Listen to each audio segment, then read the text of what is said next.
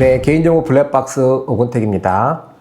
오늘은 여러분들에게 공공기관 개인정보 수준평가 펠람 2025년 또 나왔는데요. 아마 얼마 전에 또 설명회 갔다 오신 분도 계시고 하셔서 이 개인정보 업무를 맡으셨는데 개인정보 수준평가 어떻게 하는지 좀 막막하신 분을 위해서 펠람에 나와 있는 내용을 좀 요약 정리하고 좀 여러분들에게 업무 하시는데 도움을 드리고자 영상을 찍게 됐습니다. 영상을 찍을 때 좀 구독, 좋아요 부탁드립니다. 저희가 생각보다 구독, 좋아요 해주셔야 계속 영상을 찍게 되는 힘이 됩니다. 그래서 꼭 부탁드리겠고요. 첫 번째 시간으로는 공공기관 개인정보 수준평가 그 펠람을 기준으로 그 정량지표에 대한 얘기부터 해드리려고 합니다. 그 정량지표를 설명드리기 앞서서 공공기관 담당자로서 개인정보 수준평가 할 때 몇 가지 이제 이 수준평가에 대한 이해가 좀 필요합니다. 그래서 그 펠람에 나와 있는 내용, 또 사전에 어떻게 준비해야 되고 어떤 부분을 좀 고려해야 되느냐라는 측면에서 잠깐 설명을 드리고 그런 이후에 정량지표 이제 하나하나 좀 짚어가면서 이 지표는 어떤 걸 준비해야 되는지라는 측면에서 좀 말씀을 드리도록 하겠습니다. 일단은 그 정량지표를 준비함에 있어서 이게 이제 지표를 보시면 기관이 있고 시스템이 있습니다. 그렇기 때문에 기관이라고 적혀진 거는 그 기관의 전체적인 걸 의미하는 거고, 시스템은 우리가 처리하는 개인정보 처리 시스템에 대한 어떤 그 평가라고 보시면 되겠습니다. 그렇기 때문에 첫 번째 여러분들이 이제 고민할 거는 수준평가를 준비함에 있어서 우리가 수준평가 대상이 되는 개인정보 처리 시스템 이 5개를 선정하셔야 됩니다. 만약에 우리 공공기관이 개인정보 처리 시스템에 5개가 안 된다 라고 한다면 5개 미만인 경우는 있는 것만큼 전체를 다 준비하시면 되겠고, 만약에 5개 이상이다, 우리는 뭐 10개, 20개 있다 그러면 그 중에 5개를 선정하신다 라고 보시면 되겠습니다. 그 선정 기준을 잠깐 말씀을 드리면 5개 이하인 경우는 기관에서 운영하는 시스템이 있겠지만, 이게 이제 시스템이라는 거는 대국민, 다시 말해서 국민들을 대상으로 우리가 어떤 시스템 운영하는 거가 있을 것이고, 또 하나는 우리 직원들, 공공기관 직원들만을 위한 시스템이 있을 거예요. 그렇기 때문에 5개 미만인 경우는 대국민을 위한 개인정보 처리 시스템은 당연히 선정해야 될 것이고, 내부적으로 이제 처리하는 어떤 시스템, 예를 들어서 뭐 인사급여 시스템, 뭐 ERP 시스템, 이것들도 5개 이하의 개인정보 처리 시스템을 보유하는 공공기관이라면 이런 내부적으로 처리하는 어떤 개인정보 처리 시스템도 포함하셔야 된다. 이렇게 이해하시면 좋을 것 같습니다.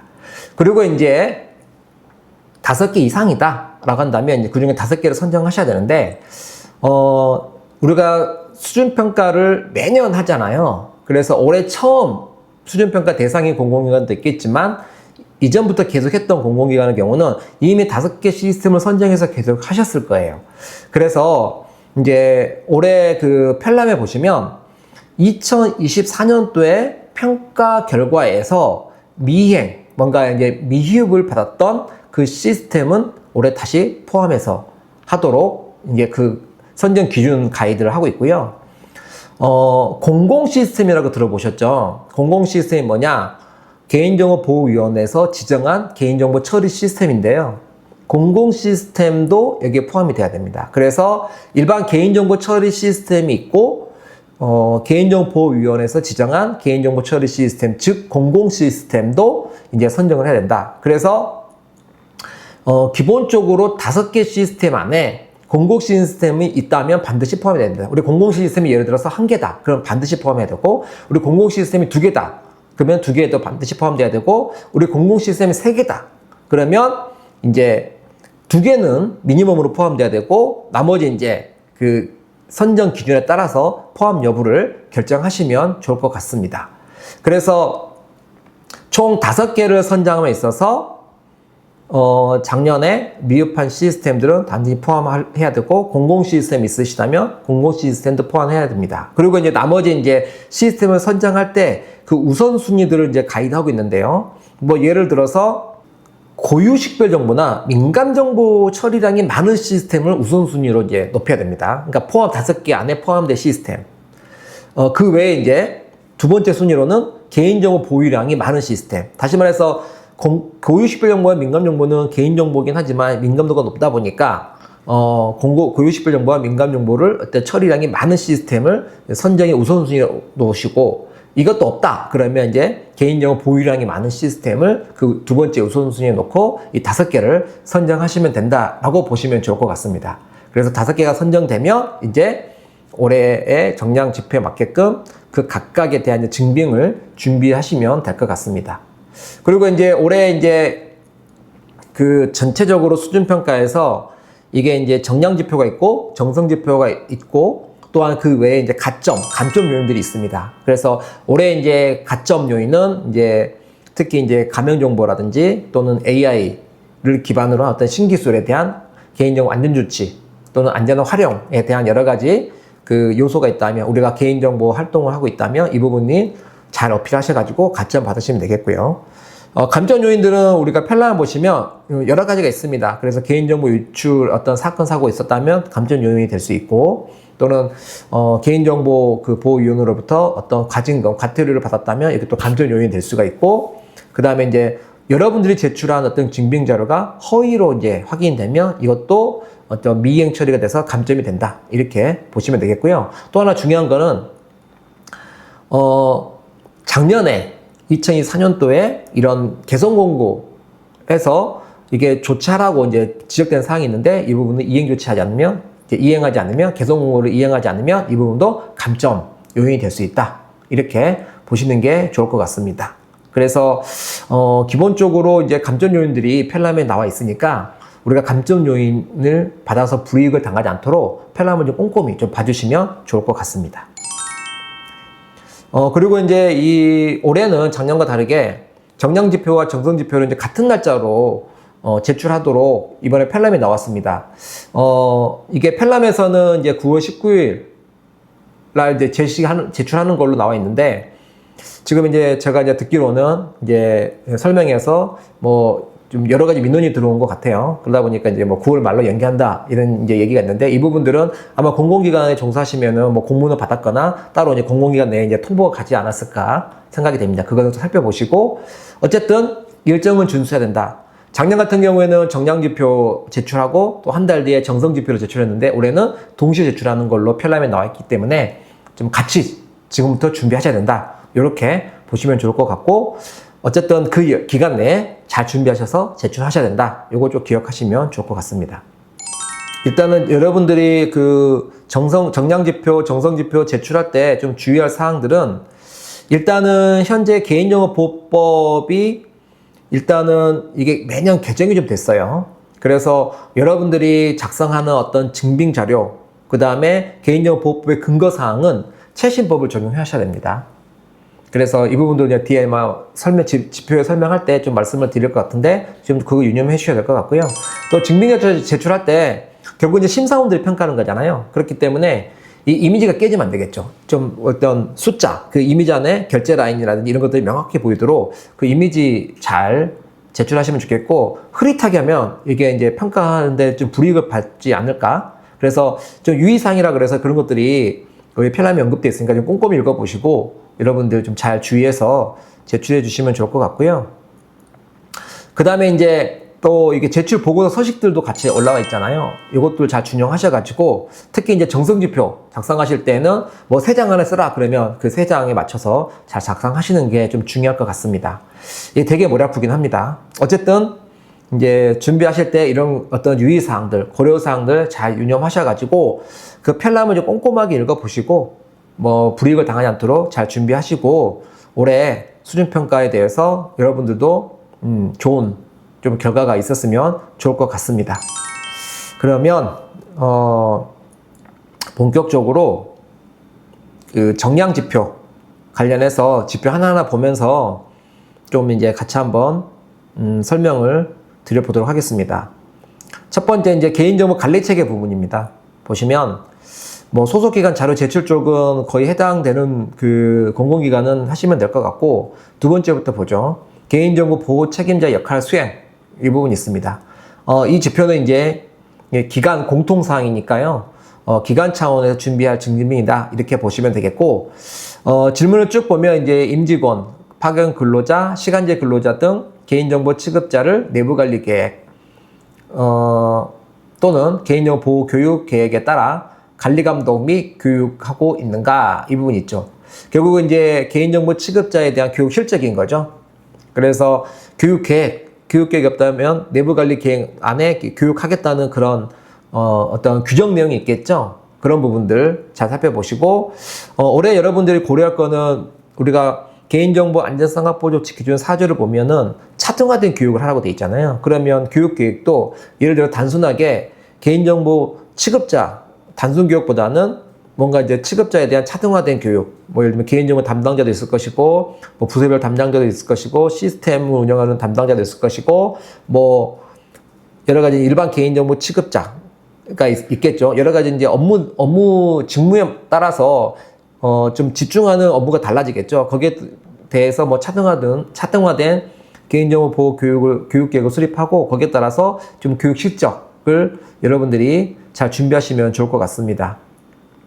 특히 이제 우리가 공공 시스템을 운영하는 공공기관이다라고 한다면 일단은 공공 시스템에 대해서는 이 시스템의 개정을 부여할 때 개인정보 보호 교육 및 어떤 보안 서약서를 우리가 이제 제출받도록 되어 있잖아요. 그러면 이런 부분들도 공공 시스템을 운영하는 경우라면 추가적으로 증빙을 좀 같이 제출하는 게 좋을 것 같습니다. 참고로 우리가 이제 개인정보 안전성 확보 조치 기준 안내서를 보시면 공공 시스템의 교육을 우리가 매번 하기 어렵잖아요. 그러다 보니까 개인정보 취급자 행동 수칙이라고 해서 한 10가지 정도로 이렇게 안내서 안에 제시하고 있습니다. 그러면 그런 부분들을 이 시스템에 개정을 부여해서 사용하기 전에 이렇게 팝업창을 띄워서 교육의 일환으로 할 수 있도록 하는 어떤 시스템의 기능을 구현하셨거나 그냥 보안 사약서 이런 증거하셔서 그 증빙을 같이 제출하시면 좋을 것 같습니다. 그 다음에 이제 개인정보 영향평가 수행 쪽이 있습니다. 영향평가는 공공기관에서 이제 매년 좀 수행하고 있으시죠. 그래서 이것도 이제 기관에 관련된 내용과 어떤 시스템에 관련된 내용을 나눠지고 있는데요. 일단은 좀 보시면 영향평가 의무 대상 기준 개인정보 보호법 시행령 35조를 보시면 영향평가 영향평가를 받아야 할 대상이 선정되어 있습니다. 그렇기 때문에 그 대상이 있는지를 이제 여러분들 살펴보셔야 될 것 같고, 우리가 쭉 봤더니 우리가 공공기관 운영하는 개인정보 파일에서 영향평가 대상이 없다. 그러면 해당 없음으로 평가하시면 되고요. 우리가 운영하는 개인정보 파일 중에 영향평가 대상이 있다. 그러면 영향평가를 당연히 하셨어야 되죠. 그러니까 지금부터 할까 이게 아니라 개인정보 파일 일제 정비를 하다 보니까 영향평가 대상이 있었네. 그럼 이 대상인데 영향평가 했어? 이렇게 찾아봐야 되겠죠. 그래서 보시면 영향평가서를 제출받은 날로부터 2개월 이내에 승인 절차를 거쳐서 영향평가서 및 요약본을 개인정보 보호위 intra.privacy.go.kr에 제출한 실적이 있느냐? 물론 영향평가 대상이 올해 없었으면 없다라고 하시면 되겠지만 있었다면 그런 실적들을 찾아가지고 갖다 이렇게 증빙자료로 제시하면 되겠습니다. 그 다음에 개인정 영향평가 결과에 따른 개선 계획을 이행, 반영하고 이행 결과 및 계획 등을 법정 기간 내에 개인정보위에 제출했느냐. 그러니까 영향평가를 하고 난 다음에 지적받은 문제점들이 있잖아요. 이것들을 이제 개선 조치해서 개선 조치 이행 확인서를 이제 제출해야 되는데 이거는 영향평가서를 제출한 날로부터 1년 안에 해야 됩니다. 즉 무슨 말이냐면 지금 올해 이제 우리가 수준평가를 받는다면 작년에 영향평가를 했고 그러면 작년 영향평가 11월 달에 끝났어요. 그러면 당연히 올해 11월 안에 영향평가 개선조치 이행 확인서를 제출해야 되겠죠. 그쵸? 근데 작년에 우리가 영향평가를 5월 달에 끝냈어요. 그러면 우리가 올 안에 이게 제출했어야 되는 거죠. 물론 작년도 영향평가 한 적이 없다. 그러면 이제 이것도 해당 없음으로 하시면 되고, 있었다라고 한다면 이제 그런 증빙이 제대로 intra.privacy.go.kr에 등록되는지 확인하시면 되겠습니다.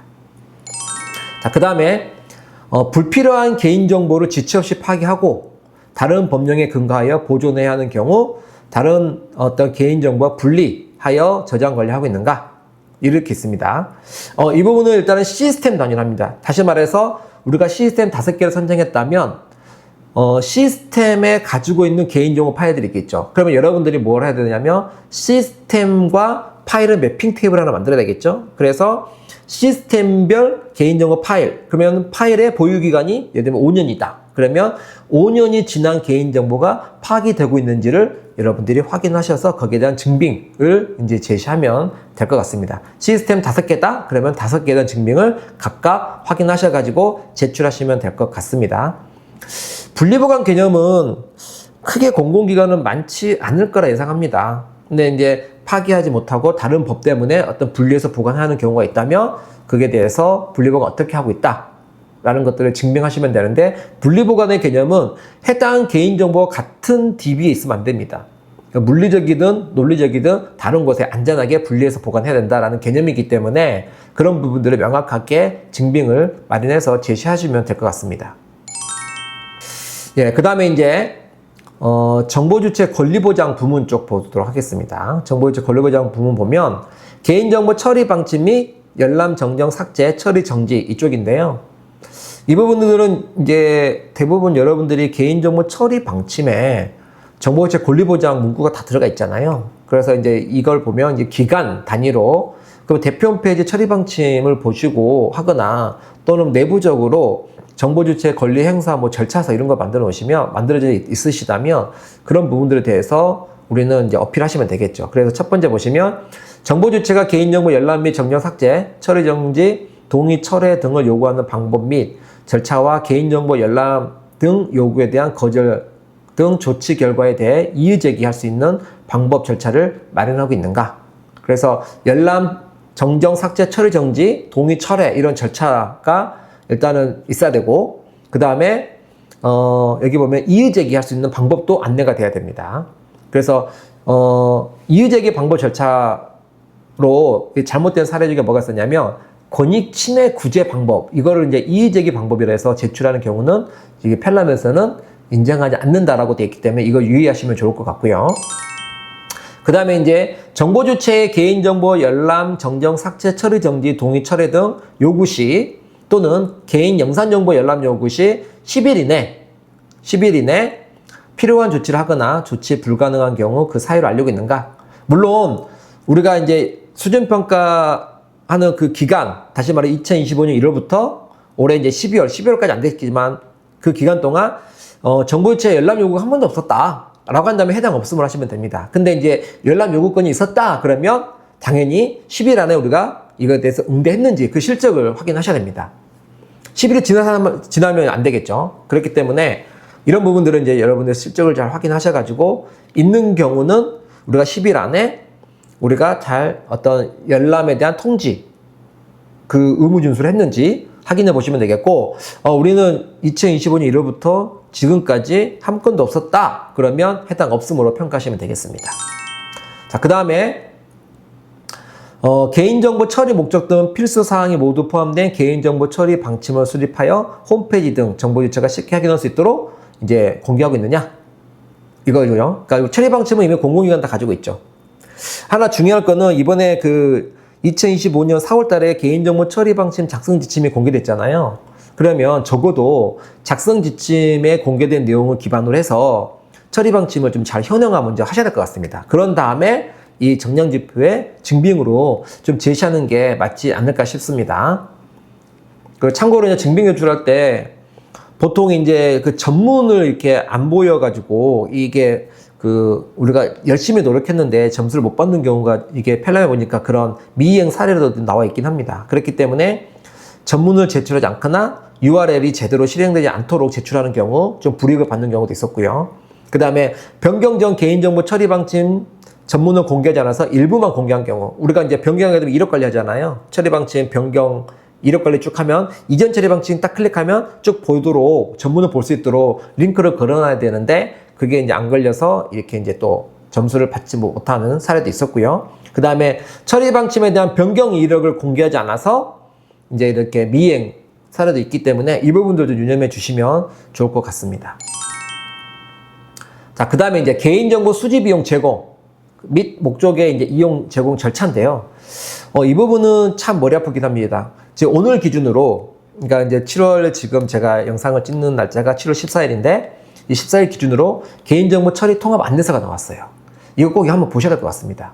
이게 뭐냐면 나중에 제가 영상 찍을 때 이제 개인정보 처리 통합 안내서 한번 보고 또 영상을 찍어 드릴 예정인데, 일단 중요한 거를 보면은 평가 지표를 보시면 시스템 단위로 정보 주체 동의 없이 수집, 제공 등 처리하는 개인정보에 대해서는 그 항목과 법적 근거를 명확하게 식별하고 정보 주체의 동의를 받아 처리하는 개인정보와 구분하여 공개하거나 정보 주체에게 알리고 있는가, 이거거든요. 다시 말해서 여러분들이 지금 현재 개인정보 처리 방침에는 동의를 받아 처리하는 개인정보와 동의받지 않고 처리하는 개인정보를 구분하셔야 됩니다. 즉, 지금 우리 정량집회에서는 이게 시스템 단위로 보잖아요. 보면은 우리가 화면단에서 동의를 받아 처리하는 개인정보 화면과 동의를 받지 않고 처리하는 개인정보 항목에 대해서 명확하게 구분하시고, 이런 부분들이 지금 우리가 정량집회에 나와 있는 것처럼 개인정보 처리 방침 또는 어떤 서식 화면에 그 동의를 받는 화면이나 뭐 고지 화면을 만들어서 거기에서 정보 주체에게 알리고 있으면 됩니다. 이런 증빙을 이제 마련하셔야 됩니다. 그래서 우리가 동의 없이 수집하는 게 없다, 다 동의를 받고 있다라고 한다면 해당 없음을 하면 되겠지만, 반대로 제가 생각하기에는 공공기관은 동의보다는 동의받지 않고 수집하는 경우가 생각보다 많을 것 같습니다. 그 개인정보 파일을 한번 조사해 보면 동의를 받지 않아도 되는데 동의를 받도록 구현한 파일들이 너무 많습니다. 시스템도 마찬가지고. 그래서 이번 올해는 이 부분부터 잘 정리하시고 수준평가를 하시는 게 좋지 않을까 싶습니다. 제가 이제 말은 굉장히 쉽겠지만 이거 굉장히 어려운 일일 수 있습니다. 개인정보를 처음 맡으신 분들은 도대체 무슨 말이야? 이럴 수도 있지만, 좀 개인정보를 이제 한 몇 년간 하셨던 분들은 이거 빨리 바꿔야 되는데 라는 그 니즈는 알고 있을 것 같습니다. 그래서 이 부분 정량집회 하실 때 반드시 먼저 사전에 줄 잘 체크하셔가지고 하시면 좋겠습니다. 그리고 보시면 또 개인정보 수집 비용 등 처리 쭉 보면은 제3자 제공, 목적의 제공, 개인정보를 제공하는 자 이용 제공, 고유식별 정보, 그래 쭉 보시면 민감정보 처리에 동의를 받을 시 필수 사항을 모두 고지하고 그 다음에 중요 내용을 명확하게 표시하고 있느냐. 그러니까 동의를 받을 때는 제대로 하라는 얘기죠. 그래서 그 전에 지표는 동의받지 않는 경우에 대한 어떤 그 정보 주체를 정확히 알리고 있느냐 부분과, 동의를 받는 경우는 동의받을 때 우리가 안내해야 될 필수 사항 및 그 다음에 중요 내용에 대해서 명확히 표시하고 있느냐. 이런 증빙들을 다 여러분들이 하셔야 되겠죠. 시스템 단위이기 때문에 동의를 받고 있다면 동의받는 화면 다 캡처하셔야겠죠. 특히 이제 그 작년에 이제 그 미행 예시로는 우리가 동의받을 때는 개인정보 수집 비용 동의는 4가지 안내해야 되잖아요. 수집하는 항목, 목적, 보유기간, 동의 거부 시 불이익 내용. 이 중에 보유기간은 다른 글자보다 강조 표시해야 되는데 강조 표시하지 않아서 이렇게 미행 사례로 지적된 경우도 있습니다. 그렇기 때문에 시스템 5개면 5개 다 제대로 증빙을 제시해야 된다라고 보시면 되겠습니다. 그 다음에 이제 보는 것처럼 복수의 개인정보 처리에 대한 동의를 받는 경우 각각의 동의사항을 구분하고 있느냐. 이제 개인정보법 22조 1항 얘기인데 구분 동의하고 있느냐. 다시 말해서 우리가 수집 비용도 하고 있고 제3자 제공도 하고 있고 그 다음에 민감정보도 있고 고유식별 정보도 있다. 그러면 이걸 다 동의받아야 된다라고 한다면 동의 몇 번이죠? 개인정보 수집 비용 동의, 제3자 제공 동의, 민감정보 동의, 고유식별 정보 동의 4번을 받아야 됩니다. 이 각각 구분 동의를 받아야 된다. 이렇게 하시면 되겠고, 우리는 구분 동의 받을 사항이 없다. 그러면 해당 없음으로 여러분들이 정량 지표를 평가하시면 될 것 같습니다. 자, 그 다음에 만 14세 미만 아동의 개인정보를 동의받아 처리하는 경우 해당 아동의 법정 대리인의 동의를 받고 이를 확인하는가, 이렇게 이제 질문이 있습니다. 이것도 시스템 단위니까요. 만약에 우리 공공기관은 만 14세 미만 아동의 개인정보를 우리가 처리하지 않는다라고 하면 해당 없음으로 평가하시면 되겠고, 우리가 이제 개인정보 중에 만 14세 미만 아동의 정보를 처리한다. 그러면 법정 대리인의 우리가 이제 동의를 받고 있는지, 물론 이거는 동의를 받지 않는 경우는 해당이 안 됩니다. 동의를 받는 경우가 해당이 된다. 이렇게 보시면 되겠고, 이제 증빙자료 준비하실 때 좀 여러분들이 주의할 거는 법정 대리인의 동의를 확인한 자료 및 법정 대리인의 동의 거부 시 법정 대리인의 개인정보를 5일 이내 하고 있는지를 확인할 수 있는 자료도 우리가 이제 증빙에 명확하게 제시해야 된다라는 것들을 좀 기억해 주시면 좋을 것 같습니다. 펠람에 그런 부분들의 주의사항 나와 있으니까 꼭 펠람 꼼꼼히 한번 읽어봐 주시면 좋을 것 같습니다. 자, 그 다음에 이제 개인정보의 안전조치 부분 말씀을 드리도록 하겠습니다. 이 부분 이제 개인정보 안전성 확보조치 기준에 넣어 있는 내용을 이제 정리한 내용이다라고 보시면 되겠는데요. 첫 번째로는 이제 접근 권한 관리 및 접속 기록 점검 부분인데요. 이 부분은 이제 매년 아마 하셨을 거예요. 그래서 보시면 계속 이제 시스템 단위로 거의 들어갑니다. 그래서 개인정보 처리 시스템에 대한 접근 권한을 개인정보 취급자에게만 업무 수행에 필요한 최소한의 범위로 차등 부여하고 있느냐. 우리가 보통 이제 권한관리 화면이라는 게 있잖아요. 그러면 권한관리 화면에서 이제 그 업무에 맞는 권한을 잘 부여하고 있느냐. 이 부분을 이제 증빙으로 여러분들이 이제 잘 제출하시면 좋을 것 같습니다. 이 부분은 이제 시스템 단위이기 때문에 시스템 5개면 5개에 대한 권한 어떤 부여 화면들, 요것들을 잘 캡처하시면 좋을 것 같다라고 보시면 되겠고요. 그 다음에 개인정보 취급자 또는 개인정보 취급자의 업무가 변경됐을 때 지체 없이 개인정보 처리 시스템의 접근 권한을 변경 또는 말소하고 있느냐. 이거는 이제 우리가 권한 관리 화면에서 뭐 권한 부여, 그 다음에 권한 변경, 권한 삭제, 뭐 이런 이제 기능들이 있겠죠. 그 기능들을 캡처하시면 되겠습니다. 그래서 실제 부여된 권한이 최신화되고 있다. 최신화 관리하고 있다. 요거를 보시면 좋겠고, 우리가 이제 시스템 중에 공공 시스템 있는 경우라면 이 부분은 추가적으로 권한 부여 변경 말소 내역은 인사 정보와 연계되어 있어야 됩니다. 그 연계되고 있다는 것들도 해당 그 공공 시스템의 증빙으로 제시할 때는 잘 제시해야 되겠죠. 그래서 이 부분들은 일단은 여러분들이 매년 했던 거기 때문에 그 맞게끔 증빙을 제시하면 될 것 같고요. 그 다음에 개인정보 처리 시스템 접근 권한의 부여, 변경, 말소 내역을 기록하고 그 기록을 최소 3년간 보관하고 있느냐. 일단은 이 부분도 이제 매년 제출하는 증빙이잖아요. 그렇기 때문에 접근 권한 부여, 변경, 말소에 대한 기록이기 때문에 이건 전자적 기록은 아니에요. 전자적 기록은 로그를 얘기하는데 이건 전자적 기록이 아니기 때문에 적어도 계정 부여 신청서, 계정 변경 신청서, 계정 말소 신청서 이런 데 신청서도 가능합니다. 또는 이제 계정 관리대장, 접근 권한 관리대장 이것도 가능합니다. 대신 중요한 거는 2022년 9월부터 2025년 8월 이 3년의 증빙을 제시하셔야 합니다.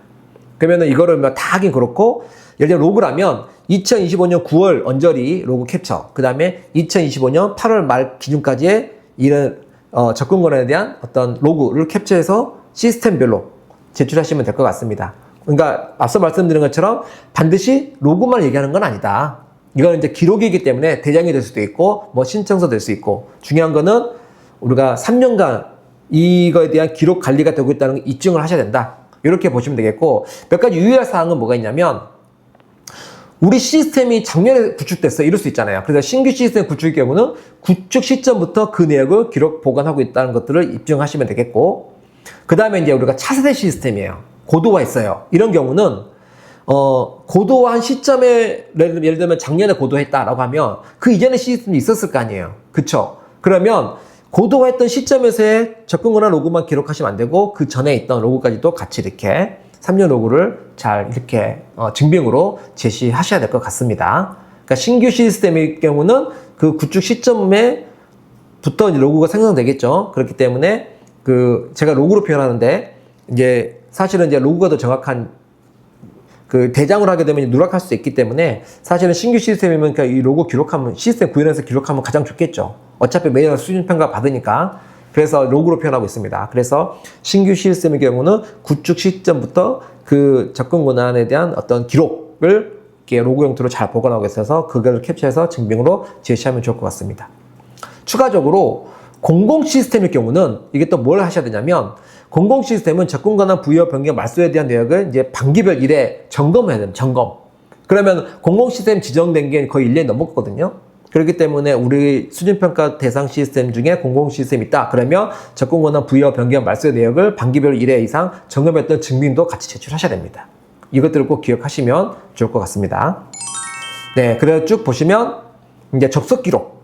참 접속 기록은 생각보다 공공기관이 잘 못하는 것 같습니다. 물론 접속 기록 뭐 솔루션을 도입하는 것도 있긴 한데 일단 수준평가는 뭐 어쨌든 간에 접속 기록 솔루션으로 이거를 이제 무마하시는 것 같은데 제가 이제 보는 견해에서는 이게 맞냐라는 생각 들긴 합니다. 어쨌든 일단은 이 지표를 보면 개인정보 취급자의 개인정보 처리 시스템 접속 기록을 1년 이상 이제 보관 관리하고 있느냐. 물론 이제 어떤 5만 명 이상의 그 정보유치에 관한 개인정보를 다루거나 고위식별 정보나 민감정보를 다룬 경우는 접속 기록을 우리가 2년간 보관해야 되겠죠. 그래서 우리가 대상 시스템에 민감정보가 있다라고 한다면 이 접속 기록은 2년치 증빙을 제시해야 되고요.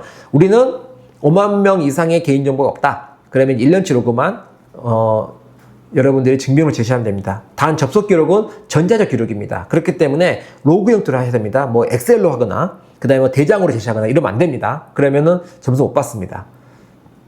그래서 어떤 우리가 증빙조를 할 때는 2022년 2년치는 2022년 9월부터 또는 1년치는 2024년 9월부터 해서 2025년 8월 이 증빙자료를 제시하시면 될 것 같습니다.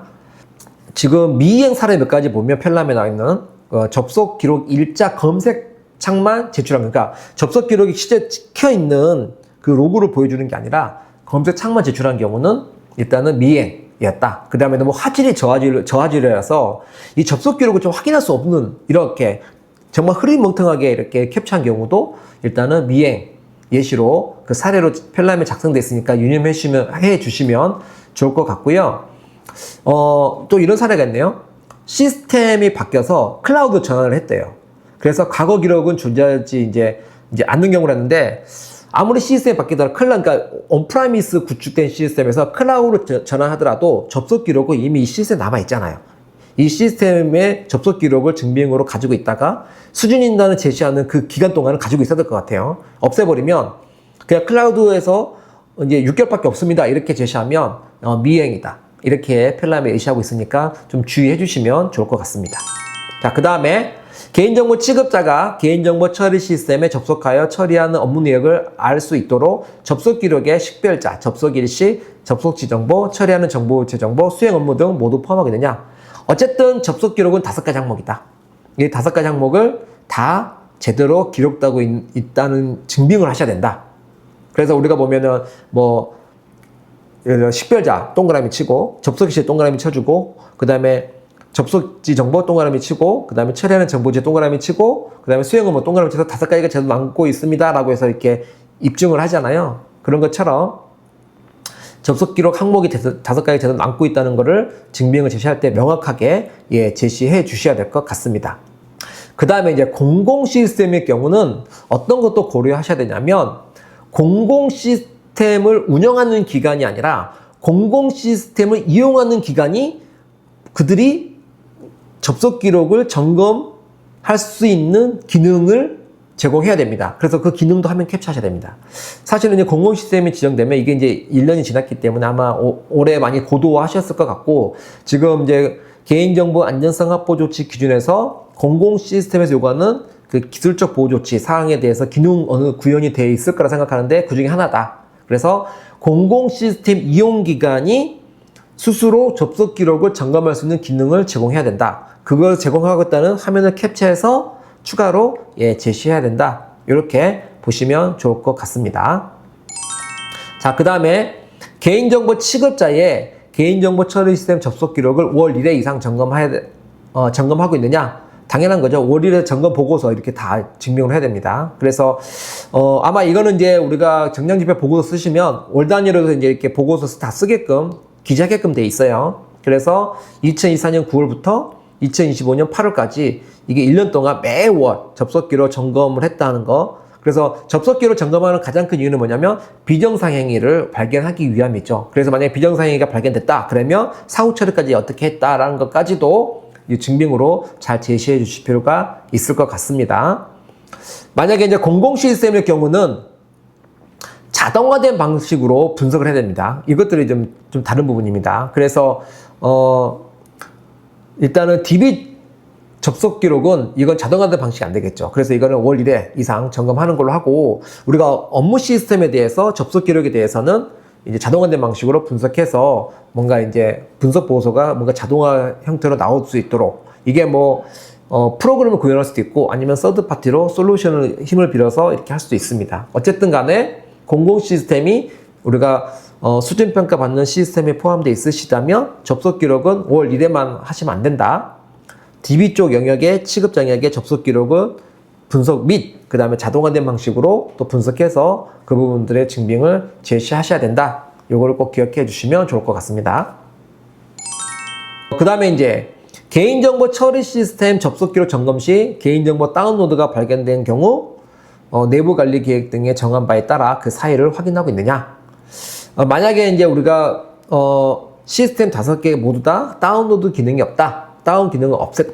라고 한다면 해당 업소를 평가하시면 되지만 다운로드 기능이 제공되고 있다. 라고 한다면 어쨌든 내부 관리 계획 안에 다운로드 할 때 우리가 사유를 확인하는 그 기준들이 명확하게 있어야 될 것 같고 그 기준별로 접속 기록을 봤더니 사유를 확인했던 증빙도 제시해야 됩니다. 반드시 뭐 다운로드 우리 보통 있으면 요즘에 이제 하도 이제 말이 많다 보니까 뭐 다운로드 하면 팝업창 떠가지고 사유를 입력하게끔 하고 있잖아요. 이 기능이 반드시 있어야 되느냐? 그렇진 않습니다. 이 기능이 없더라도 그 다운로드했던 어떤 로그가 아까 말했던 내부 관리 계획의 정한 기준에 따라서 그 로그가 찍혀 있다면 그 로그를 보고 그 사유를 확인해서 또 우리가 그에 대해서 뭐 사후 처리하시면 되는데 물론 이제 효율적으로 하려면 다운로드 사유를 이렇게 입력하게 하고 그것들을 로그로 따로 모아서 우리가 그것도 분석하는 것도 의미가 있겠죠. 어쨌든 그것들은 이제 선택 사항이다 하시면 되겠고 미이행 사례 보시면 다운로드 사유 입력 창 화면만 제출한 경우가 있대요. 이것도 이제 미이행 사례로 나왔던 거니까 유념하시면 되겠고 너무 이제 이 증빙 자료가 가도와 마스킹이 돼서 내용을 확인할 수 없어. 그러니까 이것도 미이행 사례로 이제 펠람에 작성돼 있으니까 그 미이행 사례는 여러분들이 준비하시면 꼼꼼하게 좀 읽어보시고 그런 실수를 범하지 않도록 유념해 주시면 네, 좋을 것 같습니다. 자, 그 다음에 개인정보 취급자의 개인정보 처리 시스템 접속 기록을 안전하게 보관하고 있는가? 결국은 개인정보 처리 시스템의 접속 기록은 로그이기 때문에 안전하게 보관 어떻게 되죠? 뭔가 이제 위조, 변조가 안 되도록 다른 곳에 다시 말해 백업 한다거나 그 다음에 뭐 보조 저장 매체를 통해서 이렇게 또 로그를 뭐 분리해서 보관한다거나 이런 것들이 되겠죠. 그래서 이런 부분들이 이제 안전하게 보관하는 거니까 이건 시스템 5개에 대해서 각각의 증빙을 하시면 될 것 같습니다.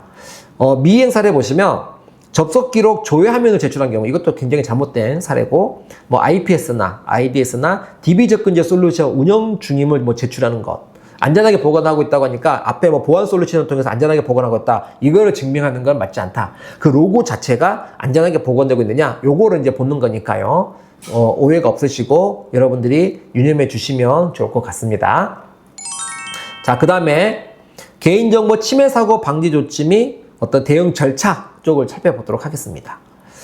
보시면 이제 처리하는 개인정보가 인터넷 홈페이지, P2P 공유 설정 등을 통하여 권한 없는 자에게 공개되거나 유출되지 않도록 개인정보 처리 시스템, 개인정보 취급자의 컴퓨터 및 모바일 기기에 조치를 취하고 있느냐. 사실은 개인정보 유출 사건 사고의 어떤 가장 많은 부분을 차지하는 게 외부 해킹 공격이 지금 이 어떤 조항 때문에 조항을 우리가 꼼꼼하게 지키지 못해서 사건 사고가 많이 일어나는 것 같습니다. 어쨌든 수준 평가 측면에서는 우리가 이제 US 사이트 차단 그래서 인터넷 홈페이지나 P2P 이런 것들을 우리가 권한이 없는 자에게 유출되지 않도록 어떤 조치하고 있느냐 결국 US 사이트 차단하는 것들을 증명하셔야 되고 공유 설정 차단하고 있는 거 그 다음에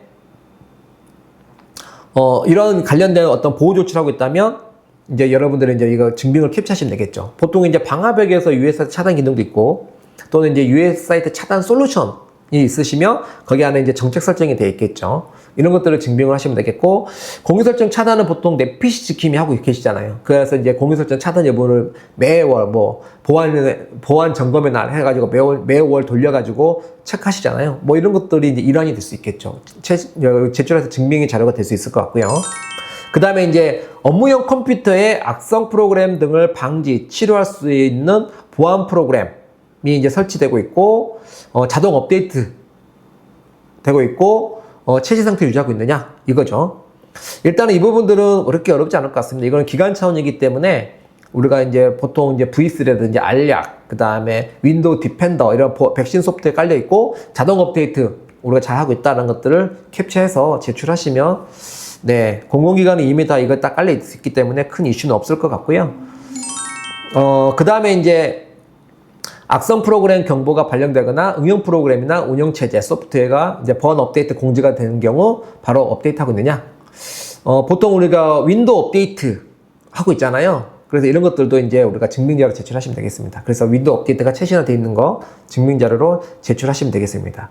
이건 이제 기간 차원이기 때문에 이 기간은 모든 PC에다 조사할 수는 없잖아요. 그래서 이 부분은 이제 대표성 있는 이렇게 잘하고 있다라는 것들을 증빙으로 제시하시면 되지 않을까 싶습니다.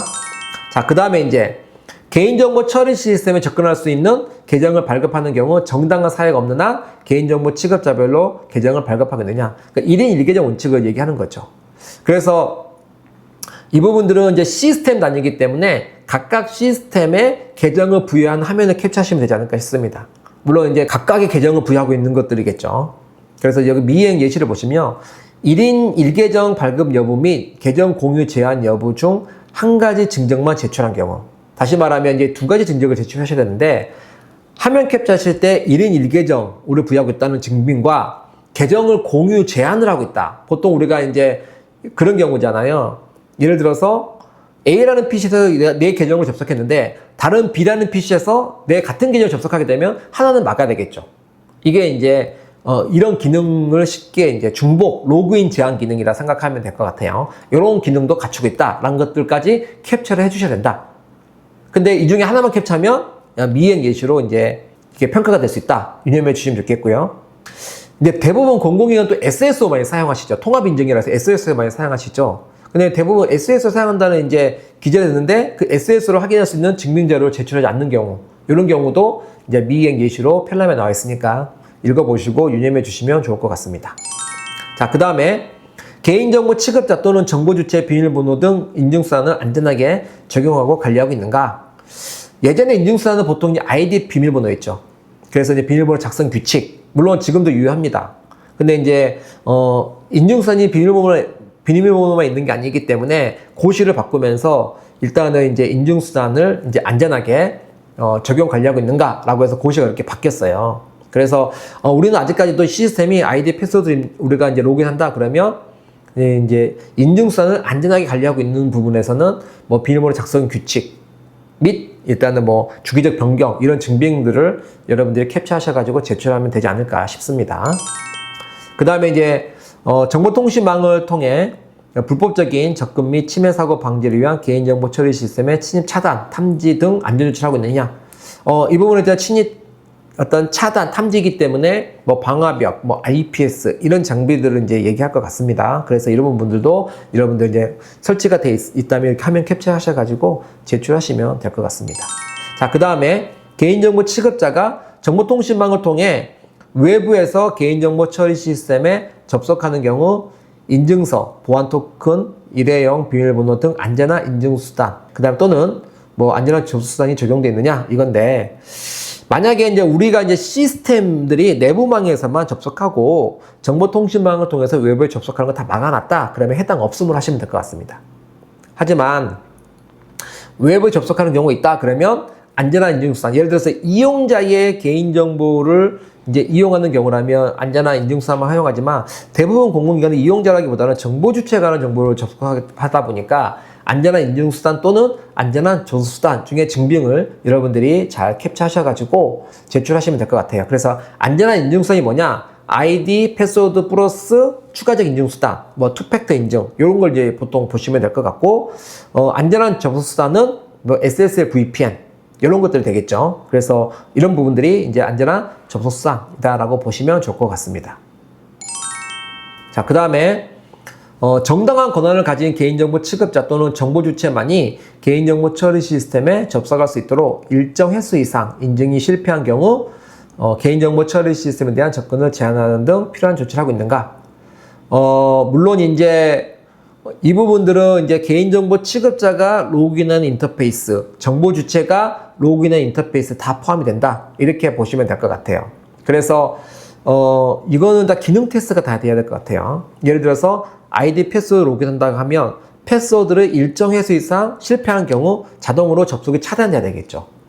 그 다음에 정보 주체가 로그인하면도 마찬가지로 정보 주체가 비밀번호 연속 실패하면 더 이상 접속 못하도록 차단해야 되겠죠. 그래서 보통 보면 이제 우리 핸드폰 같은 경우도 패턴이 막히면 한 30초 이후에 다시 한다든지 이렇게 하고 있잖아요. 이런 등등의 이제 기능이 구현되어 있어야 된다라는 거죠. 그래서 실질적으로 이제 증빙을 제시할 때는 개인정보 취급자면, 그 다음에 정보 주체 로그인하면 각각에 대해서 이런 기능이 잘 구현되고 있다고 여러분들이 캡처하셔가지고 제출하시면 좋을 것 같습니다. 자, 그 다음에 개인정보 취급자가 일정 시간 이상 업무하지 않을 경우 자동으로 시스템 접속이 차단되도록 하고 있느냐. 우리가 보통 세션 타임아웃 기능이라 하고 있죠. 그래서 이 부분들은 보통 소스 단을 캡처하거나 아니면 세션 타임아웃이 설정되어 있는 화면, 이런 것들을 증빙으로 제시하면 될 것 같습니다. 이것도 마찬가지로 5개 시스템에 대한 각각의 증빙을 캡처하셔가지고 제출하셔야 된다. 이렇게 보시면 좋을 것 같습니다. 자, 그 다음에 이제 고유 식별 정보 암호화 부분이 있습니다. 그래서 보면 비밀번호, 생체 인식 정보, 전자 서명값, 인증 토큰 등 인증 정보를 정보통신망을 통하여 송수신하는 경우 안전한 암호 알고리즘을 통해서 암호하거든요. 그러니까 전송시 암호하잖아요. 여기서 하나 중요한 게 있습니다. 여기는 정보통신망이기 때문에 만약에 여러분들이 시스템의 내부망에서만 접속한다. 그런다면 이것도 암호화 대상이 됩니다. 그래서 SSL 우리가 화면 캡처하실 때 우리는 인터넷망이 아니고 내부망이기 때문에 이거 안 해도 된다, 이게 아닙니다. 인증 정보는 내부망이든 인터넷망이든 다 암호화, 송수신 하셔야 된다. 요거 기억하시면 될 것 같고요. 그 다음에 지표는 이제 개인정보를 정보통신망을 통하여 인터넷망 구간으로 송수신하는 경우에는 이를 안전한 암호화 알고리즘으로 암호하거든요. 이거는 이제 다르죠. 개인정보가 전송될 때는 인터넷망 구간만 이렇게 지금 지표가 있잖아요. 그렇기 때문에 인터넷망 구간에 송수신할 때 암호화해야 된다라고 보시면 됩니다. 만약에 이제 내부망이다, 개인정보가 내부망 전송된다 라고 하면 이거는 이제 암호화 대상이 반드시 하지 않아도 된다라고 보시면 됩니다. 그래서 이제 지표를 잘 이해하시고 거기에 맞는 증빙을 여러분들이 정확하게 제시하면 될 것 같습니다. 자, 그 다음에 고유 식별 정보를 인터넷망 구간 및 인터넷망 구간과 내부망 중간 지점 DMZ 구간 내부망에 저장하는 경우 안전한 알고리즘으로 암호화 저장하고 있는가. 그러니까 고유 식별 정보를 저장할 때는 당연히 암호화 저장해야 되겠죠. 단 인터넷 구간과 DMZ 구간, 그 다음에 내부망에 저장하지 않는 경우, 그러니까 고유 식별 정보가 DMZ 전에도 없고 내부망에도 없다. 그러면 이제 해당 없음을 하면 됩니다. 이것도 시스템 단위입니다. 결국은 이제 시스템 단위로 이런 개인정보가 지정되는 영역이 뭐가 있느냐? 단순한 개인정보냐? 고유 식별 정보냐에 따라서 암호화 대상이다? 아니다? 여부를 확인하면 되겠고, 대부분 공공기관은 이제 이런 고유 식별 정보를 저장할 경우 암호화 솔루션 많이 도입되어 있으시잖아요. 그러면 이제 암호화 솔루션을 캡처하셔가지고 증빙으로 제시하시면 좋을 것 같습니다. 이제 그 다음에 비밀번호, 생체 인식 정보, 그 다음에 인증정보를 저장할 때 이제 암호화 알고리즘 하고 있느냐? 암호화 저장하고 있느냐 이건데요. 비밀번호 같은 경우는 일방에 암호화 하도록 되어 있죠. 그래서 이제 안전한 암호화 알고리즘이냐 여부도 이제 확인이 돼야 됩니다. 이제 이런 부분들은 이제 아마 많이 알고 계시고, 아마 이 부분들은 이제 이 시스템을 운영하는 담당자 또는 이제 유지보수하는 업체 협력을 받아서 그런 이제 증빙할 수 있는 증빙을 이제 하면 되는데, 적어도 이제 우리가 비밀번호다 인증정보가 그러면 일방향 암호화 알고리즘 을 증빙해야 되고 일방향 암호화 알고리즘 중에서도 안전한 암호화 알고리즘이냐까지도 증빙을 해주셔야 된다라고 보시면 좋을 것 같습니다. 그 다음에 고유 식별 정보, 생체 인식 정보를 개인정보 취급자의 컴퓨터, 모바일 기기 및 보조 저장 매체에 저장할 때 이제 암호화 알고리즘을 통해서 이제 저장하고 있느냐 이거죠. 만약에 우리가 이제 업무용 컴퓨터에 고유 식별 정보나 생체 정보를 아예 저장하고 있지 않다. 그러면 해당 없음으로 평가하시면 될 것 같고요. 있다고 한다면 이제 암호화 부분은 가급적이면 이제 안전한 암호화 알고리즘을 증빙해야 되기 때문에 보통 뭐 DRM이 깔려 있거나 또는 우리가 이제 뭐 암호화를 PC에 저장할 때 암호화 솔루션이 있어서 저장하고 있다라는 것들이 있다면 그거를 증빙하시면 가장 좋을 것 같긴 합니다. 안전한 암호화 알고리즘을 입증해야 되기 때문에 예를 들어서 뭐 보통 PC 개인정보 점검 솔루션 제공하는 암호 알고리즘. 그러면 이제 이 암호 알고리즘이 뭐다라는 것까지 그 제조사한테 확인받아가지고 그 증명을 하면 더 명확해지겠죠. 그 다음에 이제 영상정보 처리기기 운영 쪽 살펴보도록 하겠습니다. 고정형 이동형 영상정보 처리기기 설치 근거 목적 등 필수 사항이 포함된 영상정보 처리기기 운영관리 방침을 수립하고 공개하고 있는가? 만약에 영상정보 처리기기도 고정형이 있고 이동형이 있습니다. 그러면 우리 공공기관이 이동형 영상정보 처리기기를 아예 사용하고 있지 않다라고 한다면 고정형에 따른 영상정보 처리기기 운영관리 방침을 쓰면 되지만 우리 이동형도 있다 그러면 이 부분까지 이동형까지 포함한 운영관리 지침을 만드셔야 됩니다. 목차는 똑같습니다. 대신 만드셔야 되고 그것들이 이제 보통 개인정보 처리 방침에 같이 포함해서 공개하시거나 아니면 처리 방침과 분리해서 따로 뭐 영상정보 처리기기 운영관리 방침을 따로 만들어서 그 안에 고정형 이동형을 구분해서 공개하는 방식도 가능합니다. 중요한 거는 운영관리 방침을 작성하셔야 되고 그런 부분들이 전체 문서가 공개돼 있어야 되고 증빙으로는 전체 내용을 다 볼 수 있도록 캡처하셔야 된다. 필요하다면 URL도 같이 제시하면 되겠죠. 그 다음에 고정형 이동형 영상정보 처리기기 설치 운영에 관한 정보 주체가 쉽게 인식할 수 있도록 알려야 되느냐. 고정형 같은 경우에는 보통 안내판으로 알리잖아요. 근데 이동형 같은 경우는 계속 이동하면서 촬영하는 거기 때문에 안내판으로 알리기가 한정이 되어 있습니다. 그래서 뭐 소리나 또 만약에 드론을 촬영하는 경우라면 이게 드론 같은 게 하늘에 촬영하니까 알 수 없잖아. 그래서 개인정보 포탈에 사전에 이게 공지하고 드론을 촬영하는 형태로 안내를 이제 가름하고 있습니다. 그래서 우리가 예를 들어서 우리가 고정형이 있고 이동형이 같이 있다 그러면 우리가 제대로 안내하고 있다는 것들을 이제 증명 자료로 여러분들이 잘 제출하시면 될 것 같아요. 그래서 안내판이 만약에 우리가 너무 많아서 10개 이상이다 그러면 10개 정도만 제출하시도록 이렇게 편라면 언급하고 있기 때문에 그런 부분 유념해 주시면 되겠고요.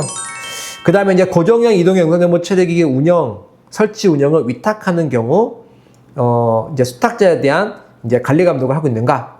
만약에 이제 우리가 고정형 또는 이동형 영상정보 처리기기를 설치 운영을 위탁하고 있지 않고 자체적으로 하고 있다. 그러면 해당 없음으로 여러분들이 이제 평가하시면 될 것 같습니다. 참고로 저 개인적 생각으로는 우리가 CCTV를 설치하고 우리가 폐쇄로 텔레비전이라서 만약에 우리가 직접 운영하고 있고 영상정보 우리가 운영하는데 장애가 생길 때만 와서 잠깐 봐준다 라고 하는 거는 굳이 위탁으로 볼 필요가 있을까라는 생각이 들고요. 만약에 네트워크 카메라다. 고정형 영상정보 처리 기기인데 네트워크 카메라다. 그러면 실제 그 영상정보가 그 제조사에까지 넘어가서 거기서 보고 뭔가 모니터링하고 서비스하고 있다면 이거 위탁으로 봐야 되겠죠. 그래서 이런 부분들을 좀 꼼꼼하게 확인해 보시고 여러분들이 수준평가를 해주시면 좋을 것 같습니다. 자, 그 다음에 개인 영상정보의 목적의 이용 제공, 개인 영상정보 파기, 그 다음에 개인 영상정보 열람 등 요구에 관해서 개인 영상정보 관리장에 기록 관리하고 있느냐. 이 부분도 이제 매년 했던 거죠, 사실은. 그래서 물론 영상정보 처리기기가 아예 없다 그러면 해당 없음으로 쭉 가시면 되지만 있는 경우라면 이제 이거 대장을 기록해야 됩니다. 예를 들어서 영상정보에 대한 열람이 한 번도 없었어요 라고 해서 할 필요가 없다라고 생각하시면 안 되고 이게 보니까 이제 매년 보면 자동 파기되는 경우도 있잖아요. 그러니까 영상정보가 한 15일 또는 30일 단위로 자동 파기된단 말이죠. 그러면 자동 파기 잘 됐는지를 확인하셔서 이 대장의 기록 관리를 하라고 하고 있습니다. 저는 개인적으로 왜 그걸 해야 되는지 모르겠지만 매년 수준이라는 그 증빙 요구하는 거 보면 이런 것도 요구하시는 것 같습니다. 그러니까 이제 자동 파기되면 매월 확인하셔가지고 자동 파기됐다는 것들을 확인하셔서 이상 없으면 기록 관리해놓고 그 증빙을 이렇게 수준 평가로 제출하셔야 될 것 같습니다. 자, 이제 마지막, 이제 정량지표 마지막으로 가명정보 처리 쪽을 말씀을 드리겠습니다. 가명정보는 공공기관이 올해 좀 많이 하는 것 같아요. 또 올해 이제 수준평가의 정성지표에서 가점지표로 또 들어가 있다 보니까 뭔가 이제 가명정보를 기반으로 한 이렇게 이제 데이터 활용 이슈가 좀 있는 것 같습니다. 그래서, 정량지표에도 이제 가명정보 영역이 있는데요. 보면 통계 작성, 과학적 연구 등을 위하여 정보 주체의 동의 없이 가명 정보를 처리하는 경우 가명 정보와 추가 정보의 분리 보관 또는 파기, 접근 권한 분리 등 가명 정보의 안전한 관리를 위한 내부 관리 계획 수립 시행하고 있는가? 일단 우리가 가명 정보 처리 아예 안 하고 있다 그러면 해당 없음을 하면 되는데요.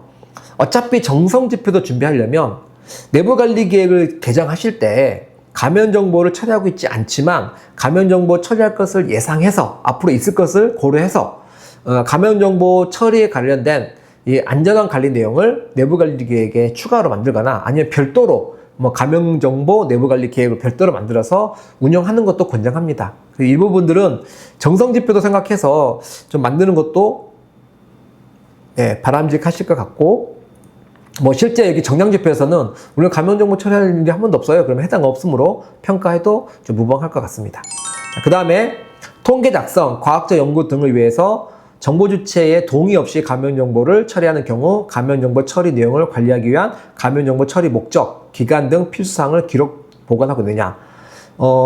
그 개인용 포털 보시면 감염정보 처리 가이드라인 보시면 그 가이드라인 안에 감염정보 관리 대장이 있습니다. 감염정보 처리 관리 대장이 있는데요. 만약에 감염정보를 처리하신다면 감염정보를 처리했기 때문에 감염정보 처리 관리 대장에 기록 관리하셔야 됩니다. 그래서 그 기록 관리된 거를 증빙으로 제출하시면 되겠고, 우리가 감염정보 처리 한 번도 한 적이 없다. 그러면 해당 없으므로 정량지표 평가하시면 될 것 같습니다.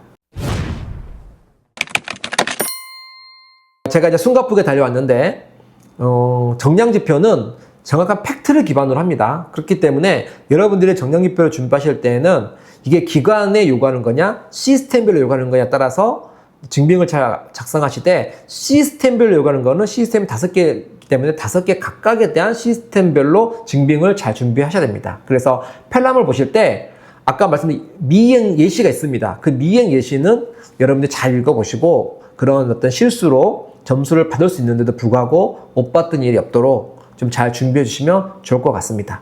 오늘 시간에는 정량지표에 대해서 좀 간단하게 설명을 드렸고요. 다음 시간에는 정성지표에 대해서 말씀을 드리도록 하겠습니다.